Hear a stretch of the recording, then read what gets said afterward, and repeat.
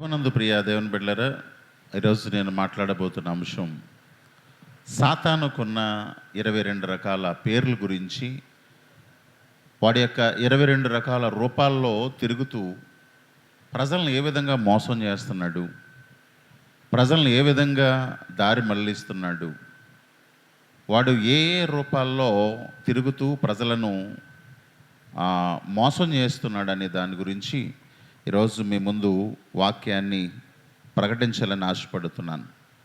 పిల్లరా, సాధారణంగా సాతాను ఒక్కడే అనుకుంటారు, కానీ వాడు ముగ్గురుగా ఉన్నాడు. ఈ ముగ్గురికి 22 రకాల స్వరూపాలు ఉన్నాయని బైబిల్ గ్రంథం మాట్లాడుతూ ఉంది. బైబిల్ గ్రంథములో మనం చూస్తే ప్రకటన గ్రంథము 16వ అధ్యాయము 13వ వచనమును గనక మనం చూస్తే, మరియు ఘట సర్పము నోట నుండి, క్రూర మృగము నోట నుండి, అబద్ధ ప్రవక్త నోట నుండి కప్పల వంటి 3 అపవిత్రాత్మలు బయలువెళ్ళగా చూచితిని. ఇక్కడ 3 విషయాలు చెప్తున్నాడు: ఘట సర్పము, అబద్ధ ప్రవక్త, క్రూర మృగము. అనగా సాతాను ఆదిలో సర్పరూపములో ఉండేవాడు. ఏదైనా వనంలో వాడు చెట్టు మీద సర్పరూపంలో కనిపించాడు. ఈ సర్పరూపం ఎప్పటిదాకా ఉందనంటే, యేసుక్రీస్తు శిలువ మరణం పొందేంత వరకు వాడు సర్పంగానే వాడు కనబడ్డాడు. ఆ తర్వాత బైబిల్లో చెప్పబడినట్లుగా, ఆది కాండములో ప్రకటించిన రీతిగా, అతడు నిన్ను తల మీద కొట్టును, నువ్వు అతని మడి మీద కొడతావని చెప్పినట్లుగా తన తల చితక్కొట్టబడింది శిలువ మరణములో. అప్పటి నుండి వాడు అబద్ధ ప్రవక్త రూపం, అనగాబడి యొక్క 2వ రూపమైన అబద్ధ ప్రవక్త రూపంలో తిరుగుతున్నాడు. అంటే ఈరోజు వాడు పాస్టర్లాగానే తిరుగుతున్నాడు. వాడు కూడా బైబిల్ ఇచ్చుకు తిరుగుతున్నాడు. వాడు కూడా ఈ లోకంలో దేవుని సేవకుడిగా చలామణి అవుతూ చాలామందిని మోసం చేస్తున్నాడు. ఇక 3వ రూపం, అంత్యకాలంలో రాబోయే రూపం క్రూర మృగము. ఈ 3 రూపాలు ఉన్నట్లుగా బైబిల్ గ్రంథంలో చెప్పబడింది. అయితే సాతాను చాలా తెలివైన వాడు తన అసలు రూపాన్ని కనిపించకుండా వివిధ రకాల రూపాల్లో ప్రజలను మోసం చేస్తూ దేవుడిగా ఎలా చలామణి అవుతున్నాడో ఈరోజు నేను బైబిల్ గ్రంథంలో నుంచి వివరించాలని ఆశపడుతున్నాను. ప్రియులారా, దేవుని యొక్క వాక్య భాగాన్ని గమనించినట్లయితే సాతానుకి 22 రకాల రూపాలు ఉన్నట్లుగా బైబిల్ గ్రంథంలో చెప్పబడింది. అందులో మొదటి రూపం పేరు సాతాను. వాడి యొక్క మొదటి రూపము సాతాను. ఈ సాతాను ఎవరనంటే, యెహెజ్కేలు గ్రంథం 28వ అధ్యాయం ప్రకారం ఒకప్పుడు అభిషేకము నొందిన కెరూబు. వీడు సాతానుగా మారడానికి ముందు అభిషేకము నొందిన కెరూబుగా దేవునికి ప్రతిష్ఠింపబడిన పర్వతం మీద వాడు నివసించాడని, మహాజ్ఞానము కలిగిన వాడని, నవరత్నాలు ధరించిన వాడు, అనగా 9 రకాల రత్నాలు వాడు ధరించినవాడు, వాడు జ్ఞానిగా కూడా పిలువబడ్డాడు. అయితే వాడు దేవునికి ప్రతిష్ఠించబడిన పర్వతం మీద ఉన్నప్పుడు, నేనే ఎందుకు దేవుణ్ణి కాకూడదనుకున్న ఒక దురాలోచన వాడి మదిలో వచ్చినప్పుడు, సర్వంతర్యామి అయిన దేవుడు వాడిని భూమి మీదకి పడగొట్టాడు. అప్పటి నుంచి వాడు సాతానుగా భూమి మీద చలామణి అవుతున్నాడు. పిల్లరా, వీడి గురించి చరిత్ర మనం ఖచ్చితంగా తెలుసుకోవాలి. వాడితో పాటు వాడు దురాత్మల సమూహం కూడా భూమి మీద పడింది. ఒకప్పుడు అభిషేకము నొందిన కెరూబు సాతానుగా మారడానికి గల కారణం, నేను దేవుణ్ణి అవ్వాలన్న కోరిక వాళ్ళు బలంగా వచ్చింది. పిల్లరా, అప్పుడే వాడిని పడగొట్టిన తర్వాత, అంతకుముందు దేవుని దూతల చేత ఆరాధించబడిన దేవుడు ఇప్పుడు తన పోలికలో తన స్వరూపములో మనిషిని తయారు చేసి మనిషి ద్వారా దేవుడు ఆరాధించబడాలనుకున్నాడు. మనిషి ద్వారా దేవుడుగా ఆయన ఆరాధించబడాలనుకున్న సమయంలో ఆదాముని దేవుడు పుట్టించిన తర్వాత సాతాను ఆదాముని దొంగిలించాడు. తినొద్దన్న పండు తినేలాగా ప్రేరేపించి దేవుడు తయారు చేసిన మనిషిని తన మనిషిగా మార్చుకున్నాడు. అప్పటి నుండి ప్రజలను ఏ విధంగా మోసం చేస్తున్నాడు, నిజమైన దేవుడెవడో ఈ ప్రపంచానికి తెలియనివ్వకుండా వాడు 22 రకాల స్వరూపాలతో ప్రజలను ఏ విధంగా మభ్యపెట్టి వాడు బోల్తా కొట్టిస్తున్నాడో ఈరోజు నేను చెప్పాలని ఆశపడుతున్నాను. వాడుకున్న మొదటి రూపము సాతాను బైబిల్ గ్రంథంలో చూస్తే మత్తయి సువార్త 4వ అధ్యాయం 1వ వచనములో రాయబడిన మాట, వాడుకున్న పేరు సాతాను అని రాయబడింది. మనం అనుకుంటాం సాతాను సాతాను సాతాను సాతాను అని పేరు మీద వస్తేనే వాడిని గుర్తుపడతాం. కానీ వాడు ఎంత తెలివైన వాడంటే, చాలామందికి సాతాను అనే పేరు మాత్రమే వాడు పరిచయం చేశాడు, మిగతా పేర్లలో వాడు పరిచయం చేయలేదు. సాతాను అనే పేరు మీద వస్తేనే మనం గుర్తుపడతాం. కాబట్టి సాతాను అనేది ఒక శత్రువని, అదొక దురాత్మని మనకు తెలుసు. కాబట్టి వాడు మరికొన్ని రూపాల్లో అవతరించి ఇటు క్రైస్తవులను అటు లోకములో ఉన్న ప్రజలందరినీ కూడా ఏ విధంగా వాడు మోసం చేస్తున్నాడో బైబిల్లో గ్రంథములో చదువుదాం. వాడుకున్న రెండవ పేరు దెయ్యం. పిల్లరా, మీరు బాగా అర్థం చేసుకోవాలి. బైబిల్ గ్రంథంలో కనుక మనం చూసినట్లయితే మత్తయి సువార్త 8వ అధ్యాయం 17వ వచనములో ఆయన మాట వలన దెయ్యములను వెళ్ళగొట్టి రోగులను స్వస్థపరిచెను అని రాయబడి ఉంది. పిల్లరా, వీడుకున్న మరొక పేరు దెయ్యం. ఈరోజు చాలామంది అంటారు, ఈ రోజుల్లో కూడా దెయ్యాలేటండి అంటారు. దెయ్యం అనేది ఉందని బైబిల్ గ్రంథమే చెప్పింది. మిగతా ఏ మత గ్రంథాల్లో కూడా దెయ్యం గురించి ప్రస్తావన లేదు. ఒక్క బైబిల్ గ్రంథంలో మాత్రమే దాని ప్రస్తావన ఉంది. పిల్లరా, మిగతా గ్రంథాల్లో రాక్షసులని పిలువబడ్డారంట. రాక్షసులు అనే వాళ్ళు ఉన్నారో లేరో చారిత్రక ఆధారాలు ఎక్కడ లేవు, కానీ దెయ్యం మాత్రం ఉన్నట్లుగా చరిత్రాధారాలు చాలా ఉన్నాయి. ఈ దెయ్యం ఎవరు అని అంటే, సాధారణంగా చాలామంది ఏమనుకుంటారంటే చనిపోయిన వాళ్ళు దెయ్యాలుగా మారుతారని అనుకుంటారు. ఇది చాలా పొరపాటు అండి. బైబిల్లో చెప్పబడింది ఇర్మియా గ్రంథం 22:10 ప్రకారం, చనిపోయిన వాని గురించి వేడవద్దు, వెళ్ళిపోతున్న వాని గురించి వేడుడి, వాడు ఇకను తిరిగి రాడు, తన జన్మభూమిని చూడడు అని రాశాడు. అంటే ఒక వ్యక్తి చనిపోయిన తర్వాత తిరిగి రాడు. ప్రసంగి గ్రంథం 12వ అధ్యాయం 7వ వచనంలో కూడా రాయబడిన మాట ఏంటంటే, మొన్నైనది మునుపటి వలె మొన్నైపోవును, ఆత్మతను దయచేసిన దేవుని వద్దకు వెళ్ళిపోవును అంటాడు. అంటే శరీరం మట్లో కలిసిపోద్ది, ఆత్మ దేవుని దగ్గర పోద్ది. మధ్యలో దెయ్యమైది ఎవడంటే వీడే సాతాను. వాడు దెయ్యం రూపంలో తిరుగుతూ చనిపోయిన వారి యొక్క స్వరూపాలు ధరించుకుని చుట్టుపక్కల ఉన్న వారిని భయపెట్టి, లేదా కొంతమందిని పట్టుకుని ఏం చేస్తాడని అంటే, దెయ్యం స్వరూపంలో పట్టుకుని వాడు మళ్ళీ దెయ్యం దగ్గరికి రప్పించుకుని అక్కడ దండం పెట్టించుకుంటాడు, పూజలు చేయించుకుంటాడు. వాడుకున్నటువంటి ఈ రూపంలో చాలామందిని భయపెట్టి తన దగ్గరికి రప్పించుకుంటాడు.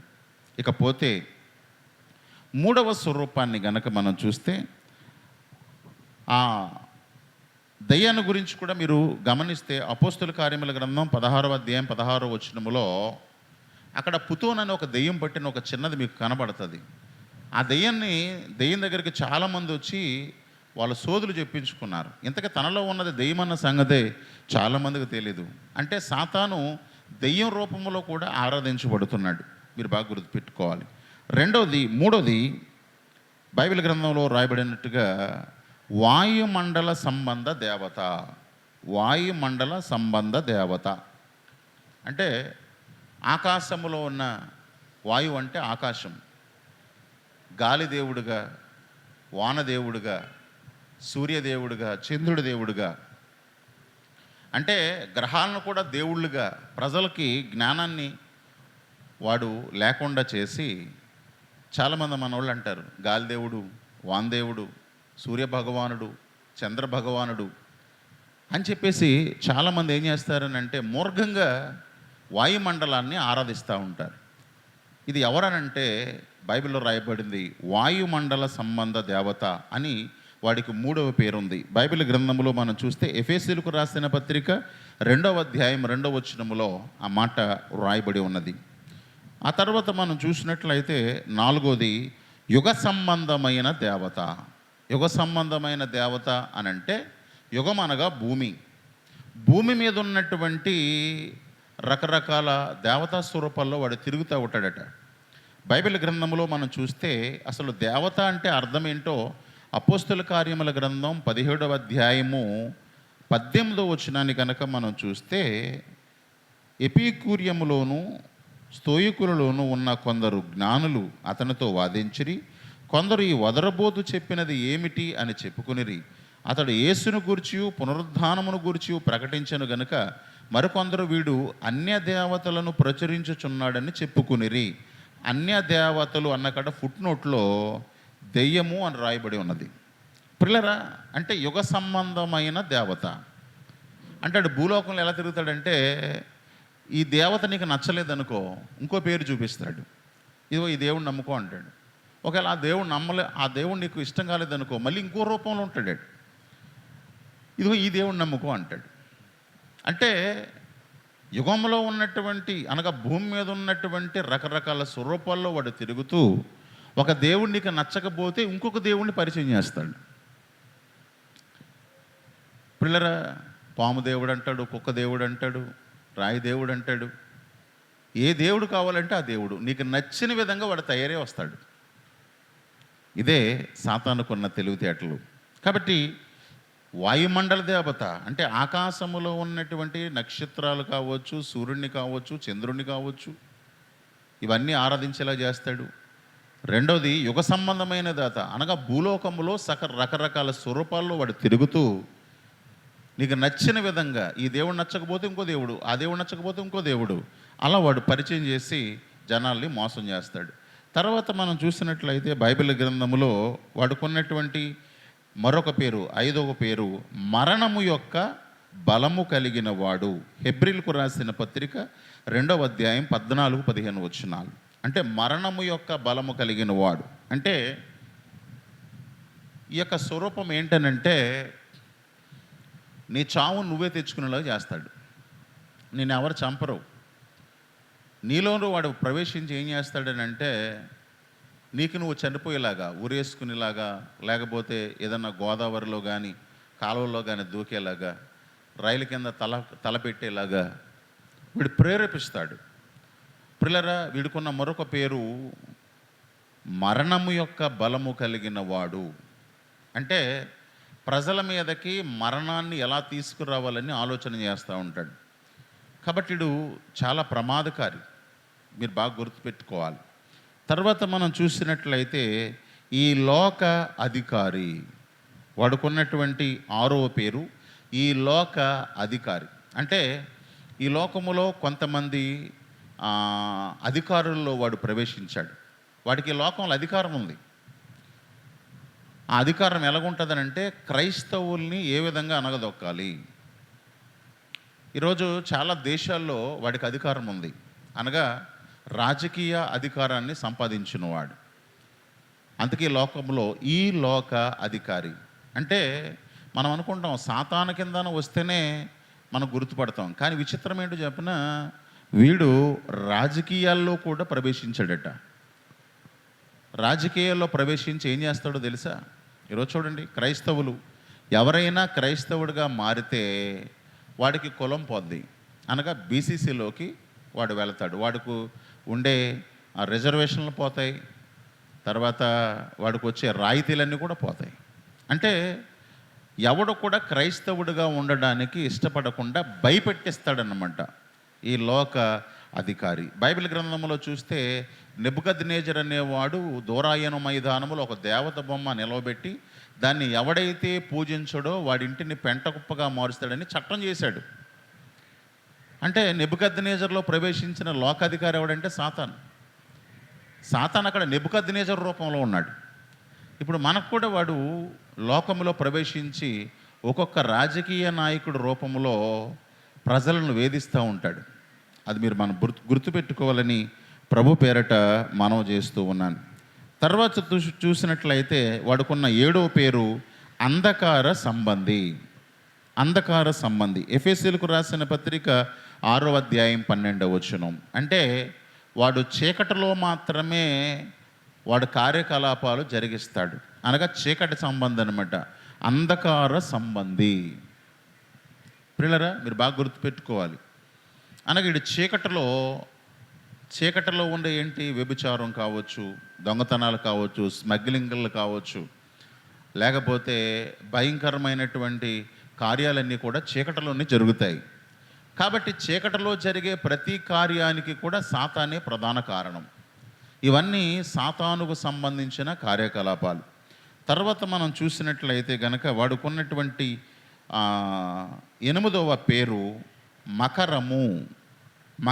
మకరం అంటే యెషయా గ్రంథం 27వ అధ్యాయం 1వ వచనములోను, యోబు గ్రంథం 41వ అధ్యాయము 14 నుంచి 34వ వచనం వరకు చూస్తే వాడుకున్న మరొక పేరు మకరము అని రాయబడి ఉంది. మకరం అనగా మొసలి.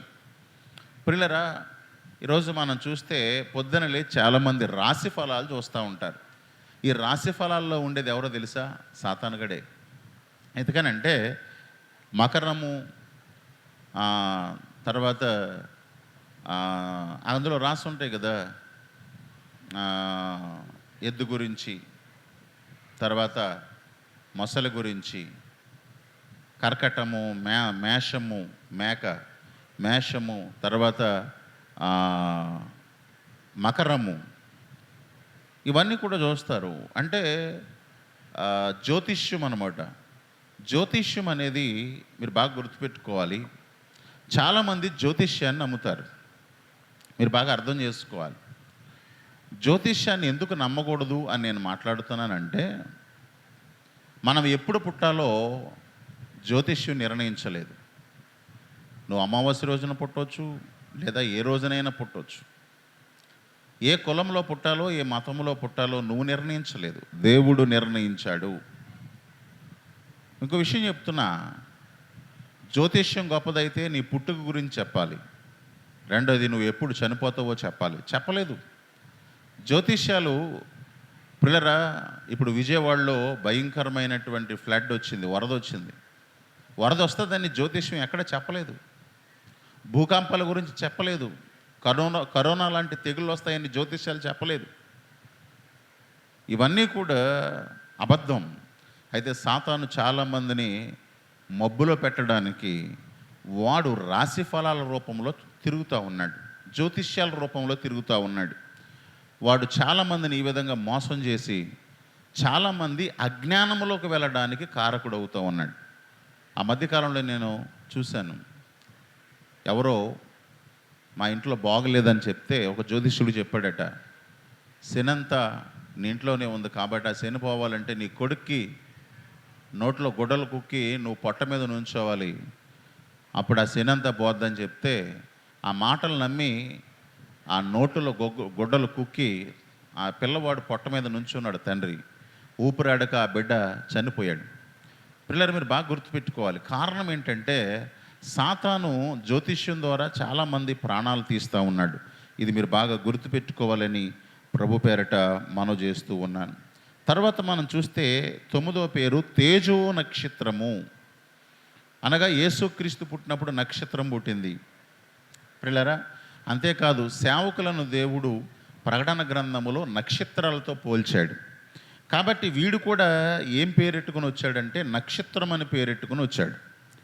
యెషయా గ్రంథం 14వ అధ్యాయం 12వ వచనం. పిల్లలు మీరు బాగా అర్థం చేసుకోవాలి. వీడు ఏ నక్షత్రాల్లో ఉన్నాడంటే మీరు బాగా గుర్తుపెట్టుకోవాలా. సినిమా యాక్టర్స్ కావచ్చు, లేకపోతే ఇంకా చాలా మందిలో వాడు ప్రవేశించి ఏం చేస్తాడు అని అంటే, వాళ్ళు ఏమైతే చేస్తారో వీళ్ళు కూడా అదే చేస్తూ ఉంటారు. పిల్లలు మీరు బాగా అర్థం చేసుకోవాలి. చాలామంది చెడిపోవడానికి ప్రధాన కారణాలు ఏంటనంటే సినిమాలు, పబ్బులు, లేకపోతే జోదం, ఇలాంటివన్నీ కూడా ప్రజలు చెడిపోవడానికి కారణమవుతూ ఉంటాయి. వీటి మీద ఎవరు కూడా ఆంక్షలు పెట్టరు. కానీ ప్రజలను మార్చే వాక్యం మీద, సంఘాల మీద మాత్రమే చాలామంది ఆంక్షలు పెడతా ఉంటారు. ఇవి మీ బ్రతుకులు మారుస్తాయి, దేవుని సంఘాలు, ప్రార్థనా మందిరాలు.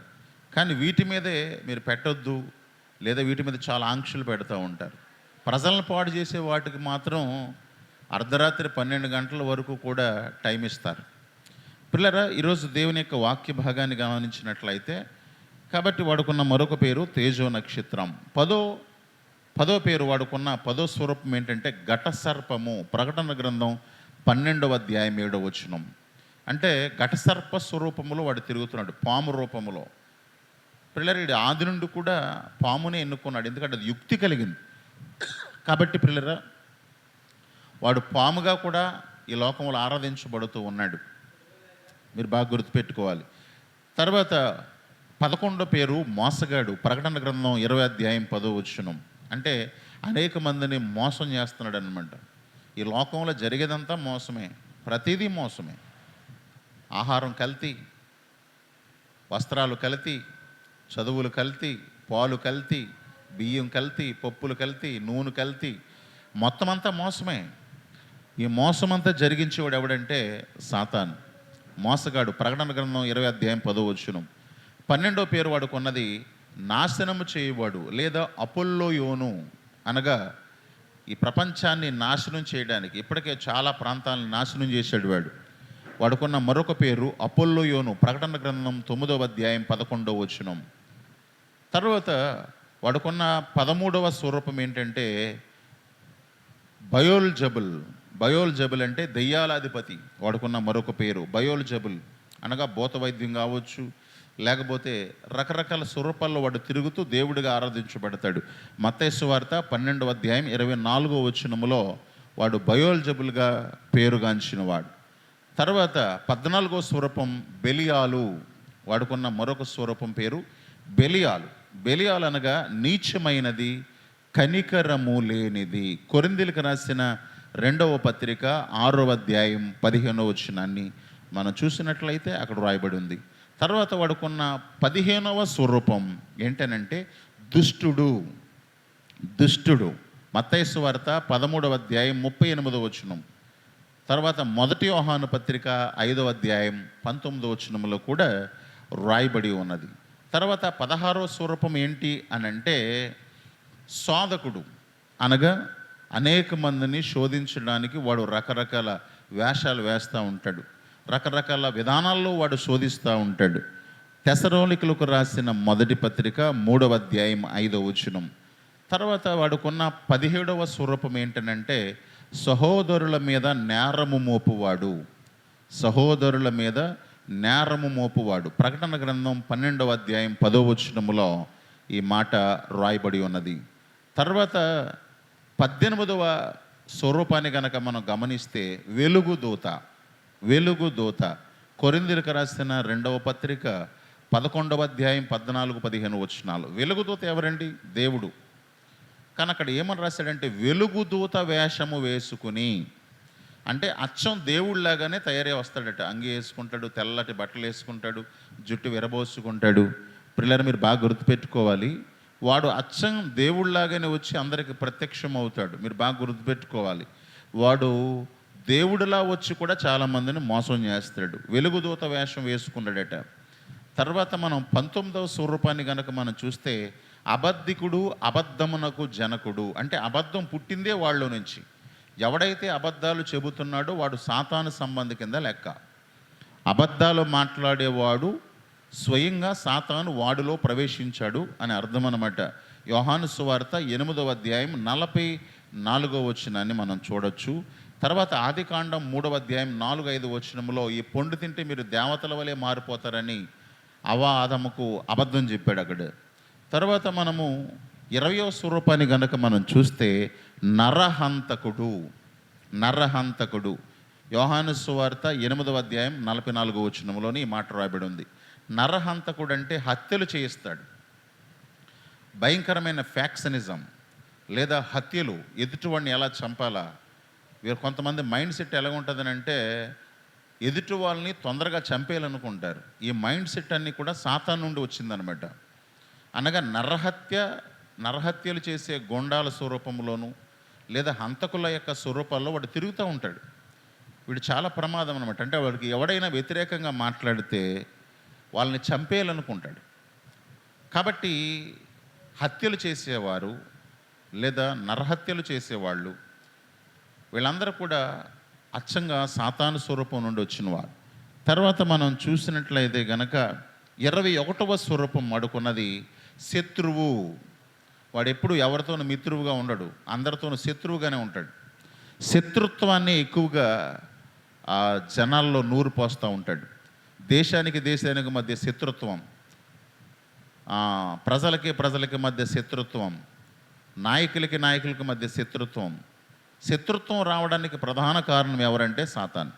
అందుకే వాడుకున్న పేరు శత్రువు. మత్తయి సువార్త 13వ అధ్యాయం 39వ వచనములో ఈ మాట రాయబడి ఉంది. ఆఖరిగా 22వ స్వరూపం ఏంటనంటే గర్జించు సింహం. వాడుకున్న మరొక పేరు గర్జించు సింహం. 1 పేతురు పత్రిక 5వ అధ్యాయం 8వ వచనం. గర్జించు సింహం అనే పేరు ఎందుకు పెట్టుకున్నాడు వాడు అని అంటే, యేసుక్రీస్తుకు ఒక పేరు ఉంది, యోధా గోత్రపు కొదమ సింహం. ఆయన కొదమ సింహం అయితే వీడు గర్జించు సింహం. పిల్లరా, వీడు కూడా సింహం అనే పేరెట్టుకున్నాడు. కాబట్టి ఎవరిని మృంగుదునని గర్జించిన సింహం వల్ల తిరుగుతూ ఉన్నాడట సాతాన్. కాబట్టి ఈ స్వరూపాల్లో వాడు తిరుగుతూ ప్రజలను మోసం చేస్తున్నాడు. కాబట్టి తస్మత్ జాగ్రత్త. మీరు ఈ 22 స్వరూపాలని ధ్యానం చేయండి. వాడు ప్రజలను మోసం చేయడానికి, దేవుని దగ్గర నుండి వారిని దూరం చేయటానికి వాడు పనినటువంటి ఆలోచన, ఇన్ని స్వరూపాల్లో వాడు తిరుగుతున్నాడు. కాబట్టి మీరు జాగ్రత్తగా పరిశీలన చేయాలని కోరుకుంటూ నా మాటలను ముగిస్తున్నాను. దేవుడి మాటలు దీవించి ఆశీర్వదించునుగాక. ఆమేన్.